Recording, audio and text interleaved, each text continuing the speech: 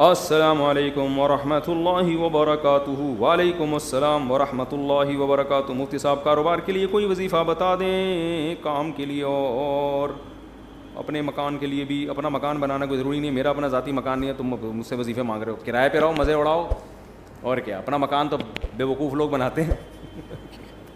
بہت پیسہ دے دیا اللہ نے اضافی, تو پھر بنا لو, ادھر ادھر ضائع ہو جائے گا. چلو اپنا مکان بنا لو, ورنہ مکان بے وقوف لوگوں کا کام ہے یار. مجھے سب سے زیادہ ضرورت ہے اپنے مکان کی, کیونکہ میرے تو بچے بھی ماشاء اللہ ہول سیل کے حساب سے, اور گھر بھی. مجھے ضرورت نہیں, مسافر خانہ ہے یار. آپ کہہ سکتے ہو بچے کہاں جائیں گے, پھر آپ مر گئے تو یہ تو کرایہ کون, تمہارا باپ دے گا. یہ کراچی میں تو ہر بات میں باپ کو لے آتے ہیں بیچ میں. تو بھائی اللہ نے اضافی پیسہ دیا تو کوئی پراپرٹی بنا کے چھوڑ جاؤ, وہ بیچ کے کر لیں گے کچھ. کہ مگر کرائے پہ رہنے کا جو مزہ ہے وہ اپنے مکان میں مزہ نہیں ہے. کرائے میں رہنے کا مزہ ہے کہ واٹ لگاؤ اس کے مکان کی. حقیقت ہے, اپنے مکان کا نلکا بھی ٹوٹتا ہے نا, غم ہوتا ہے. مالک مکان نے کروڑوں روپے لگا کے گھر بنایا, تم تھوڑا سا کرایہ دے کے اس میں انجوائے کرو, ٹھیک ہے نا. کئی سال کرایہ دیتے رہو گے, اس کے کروڑوں روپے پورے نہیں ہوں گے, اور تمہاری ایج پوری ہو جائے گی اور تم قبر میں چلے جاؤ گے. پھر تم بولو گے خام خامے میں نے کروڑوں روپے لگا کے اپنا ذاتی مکان میں خرچ کیا, مجھے کیا پتا تھا اتنے تھوڑے سے دن رہنا ہے. تو ہم تو جب بھی گھر میں جاتے ہیں اب یہی سوچتے ہیں پتہ نہیں کل صبح اٹھیں گے نہ اٹھیں. کیا خیال ہے بھائی, زندہ رہیں گے نہ رہیں. ابے ان دیواروں سے کیا دل لگانا ہے یار, کیا دل لگانا ہے اینٹوں سے. میری اینٹ ہے, میری ٹائل ہے, بھاڑ میں جائے تیری اینٹ. زندگی ہے کتنی تھوڑی, بہت زیادہ جی لیے 80 سال نکال لیں گے. بولتے تو پراٹھے جس اسپیڈ سے ہم کھا رہے ہیں مجھے نہیں لگتا میں 80 سال تک رہوں گا.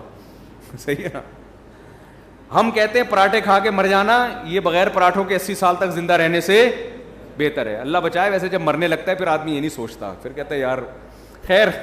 وہ ہے نا, ایک آدمی کہتا تھا اللہ زندگی سے موت ہی بہتر ہے.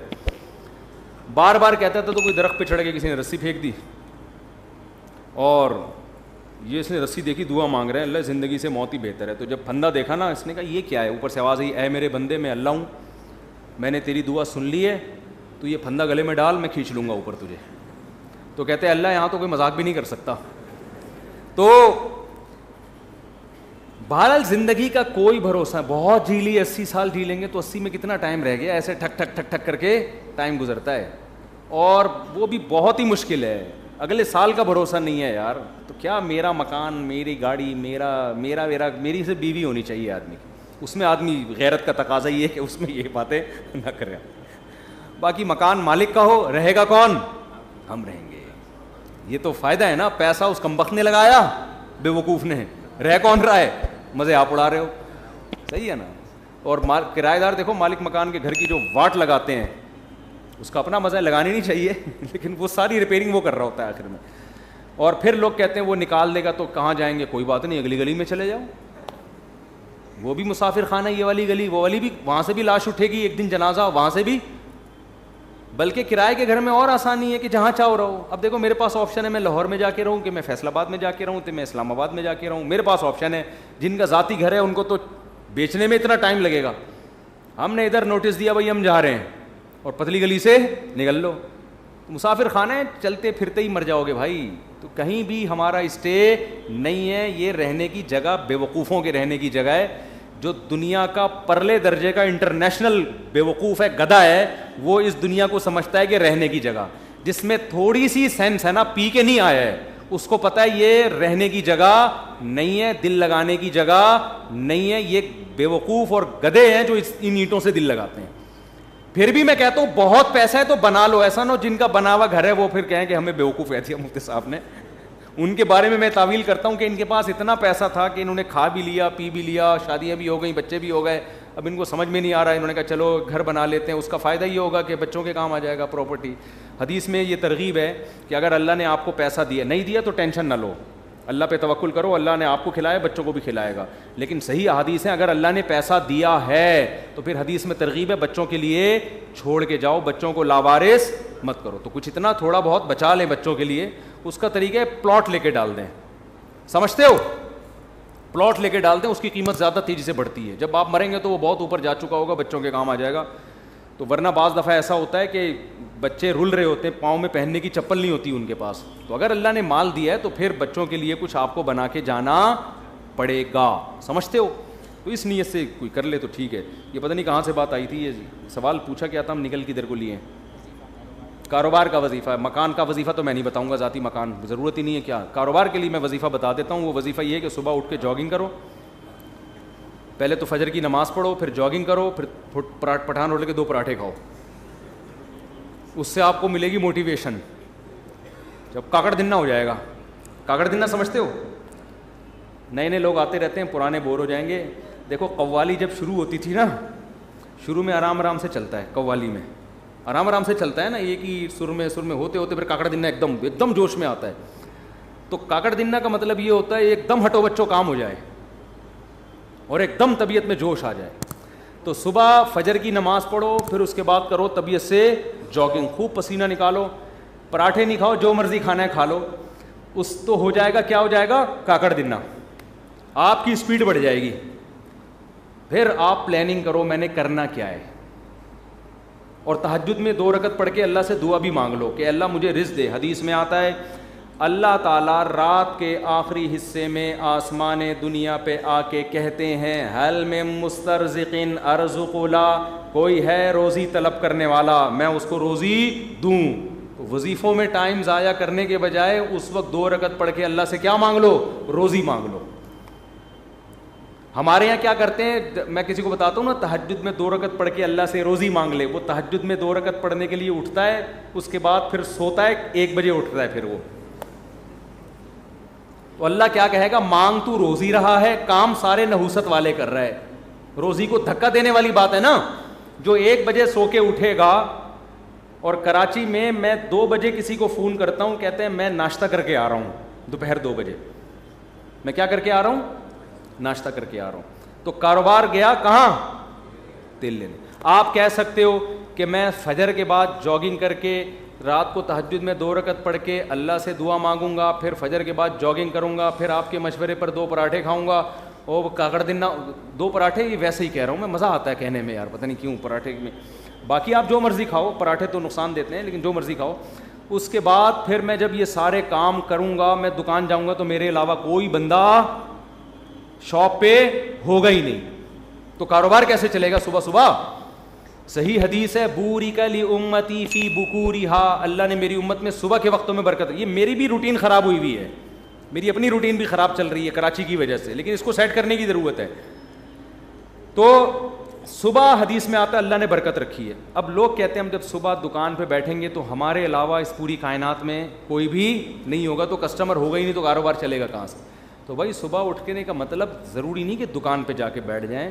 صبح آپ کاروبار کی پلاننگ کرنا شروع کر دیں بیٹھ کے. آپ انٹرنیٹ پہ بیٹھ جائیں کہ یار کیا چیز پروڈکٹ مارکیٹ میں چل رہی ہے جو سستی اٹھا کے مہنگی بیچ سکتا ہوں. کاروبار کا مطلب دکان میں بیٹھنا تھوڑی ہوتا ہے, پلاننگ بھی تو کرنی ہوتی ہے نا. تو کیا ہو گیا, تو صبح آپ بیٹھو, جب جاگنگ کر کے پراٹھے کھاؤ, چائے شاید نہیں پی لو تو بھی غلط ہے, لیکن پی رہے ہیں تو کیا کریں. تو جب آپ بیٹھ گئے تو اس کے بعد پھر آپ کیا کرو, پلاننگ کرو. پلاننگ کیسے کرو, ایک ڈائری لو اور پین لو. دیکھو یہ انسان کی نیچر ہے, میں نے بارہا تجربہ کیا ہے.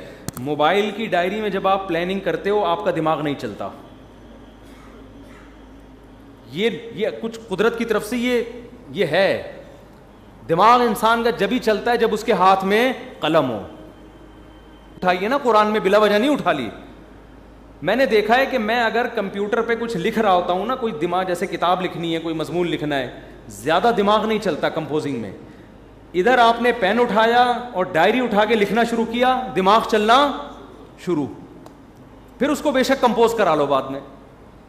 تو آپ پین اٹھاؤ, ڈائری اٹھاؤ اور لکھو کہ یار میں نے کاروبار کم کرنا کیا ہے. ہو سکتا ہے 6 ہفتے تک آپ سوچتے ہی رہو اور آپ کی سمجھ میں کچھ بھی نہ آئے. تو پھر آپ یہ سوچو کہ میں اپنی سمجھ میں لانے کے لیے کیا کرنا ہے پہلے میں نے, کہ میری سمجھ میں کچھ آئے. تو آپ یہ جملہ لکھو گے سوچ بچار کے کہ یار اس کے ماہرین سے میں نے مشورہ لینا ہے. سمجھتے ہو میں نے کیا کرنا ہے؟ کباڑ کا کام ہے آپ کا, تو کباڑ کے ماہرین سے کیا کرنا ہے؟ مشورہ لینا ہے. وہ مشورہ دیں گے نہیں آپ کو. پاکستان میں ایسا ہوتا ہے کہ کسی کو کوئی بزنس آتا ہے تو مشورہ دے گا نہیں, دے گا تو غلط مشورہ دے گا. جب آپ اس کے پاس جاؤ گے کہ کاروبار چل ہی نہیں رہا, رو رہے ہیں یار ہم تو کچھ ہے ہی نہیں, حالانکہ کروڑوں روپے کما رہا ہوگا, اس کو یہ ہوگا کہ یہ بھی نہ شروع کر دے کہیں. تو پھر آپ نے یہ لائن کا اضافہ کرنا ہے کہ مشورہ نہیں لینا, اس کو کاروبار کرتے ہوئے میں نے دیکھنا ہے. تو شیر شاہ مارکیٹ میں جاؤ, دیکھو کباڑ والے کیا خریدنے ہیں, یہ سارا سروے کرنا ہے میں نے. یہ سب چیزیں ڈائری میں, جو چیز سمجھ میں نہیں آ رہی تو وہ سمجھ میں کیسے آئے گی اس کے لیے الفاظ لکھو. سمجھتے ہو؟ اس سے انشاءاللہ وہ جو آپ نے تہجد میں دعا مانگی تھی اس کے اثرات ظاہر ہونا شروع ہو جائیں گے. تو تمہارا باپ بھی کرو. پاکستان میں جس کو کاروبار نہیں کر رہا نا وہ دنیا کا بہت بڑا بیوقوف ہے. یہاں گورے آ کے کر رہے ہیں کاروبار. ایک گورا کراچی میں ہے, اس کا کبھی میں انٹرویو لوں گا انشاءاللہ, مسلمان ہوا ہے وہ. اس نے کہا ہے کہ کراچی جس کی آبادی کتنے کروڑ ہو گئی, 2.5-3 کروڑ, وہ تو گورنمنٹ غلط وہ بتاتی ہے, زیادہ آبادی ہے, 1-8 کروڑ تو ہمارے گھر کے افراد ہوں گے. تو اتنی آبادی ہے. مجھے ایسا لگتا ہے کراچی کی جو آبادی کو کاؤنٹ کیا, میرے بچے نکال کے کاؤنٹ کیے ہیں ان لوگوں نے, مجھے ایسا لگتا ہے. تو اتنی بڑی آبادی میں تو بھی اگر کسی کا بزنس, یورپ تو ترستا ہے ایسی آبادی کے لیے, سمجھتے ہو؟ گورے ترستے ہیں یار ہمیں ایسا کراؤڈ ملے کہیں ہم بزنس کریں. یہاں گورے آ کے کروڑ پتی بن گئے ہیں کراچی میں. تو کراچی میں اگر کسی کا کاروبار نہیں چل رہا ہے اس کا مطلب وہ کاروبار کے علاوہ دنیا کا کوئی اور کام کر لے, وہ پھر کہیں بھی نہیں چل سکتا. میں نے صدر میں دیکھا گرمیوں میں ایک آدمی کولر لے کے بیٹھا ہوا ہے ٹھنڈے پانی کا, لاکھوں روپے کماتا ہے اس سے, کیونکہ صدر میں پانی چاہیے ہر آدمی کو. وہ کولر لے کے بیٹھا ہوا ہے, پلا رہا ہے, لے بھی پی لے, سارا دن 5 روپے کا پتہ نہیں 10 روپے کا گلاس بیچ کے اسی سے ٹھیک ٹھاک. گنے کے رس والوں نے پراپرٹیاں خرید لی ہیں یہاں پہ, گٹکے والے بحریہ ٹاؤن میں گھر لے رہے ہیں. جب آبادی زیادہ ہوتی ہے تو بزنس چھانگا مانگا کے جنگلات میں تھوڑی ہوگا, بزنس تو یہی ہوگا. سبزی منڈی میں جا کے دیکھو کیسے کروڑ پتی, ٹماٹر بیچ کے ارب پتی بن گئے ہیں. تو کراچی میں تو آپ نے مائنڈ استعمال کرنا ہے, کھوپڑی استعمال کرنی ہے تو کھوپڑی بھی استعمال کرو, اور رات کو بیٹھ کے تہجد میں اللہ سے 2 رکعت پڑھ کے دعا مانگو. صبح دوڑو, اس لیے میں کہہ رہا ہوں کہ اگر صبح دوڑے نہیں تو پھر کیا ہوگا کہ سستی میں پڑے ہی رہو گے. شیر شاہ کون جائے کباڑ میں جا کے, اور اگر گئے تو کمر میں درد, گھٹنے میں درد.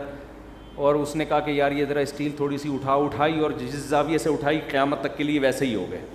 ایک صاحب نے مجھے اپنا واقعہ سنایا, کہہ رہے میں حج کرنے کے لیے گیا, ان کی عمر 50 سے اوپر تھی, سچا واقعہ ہے.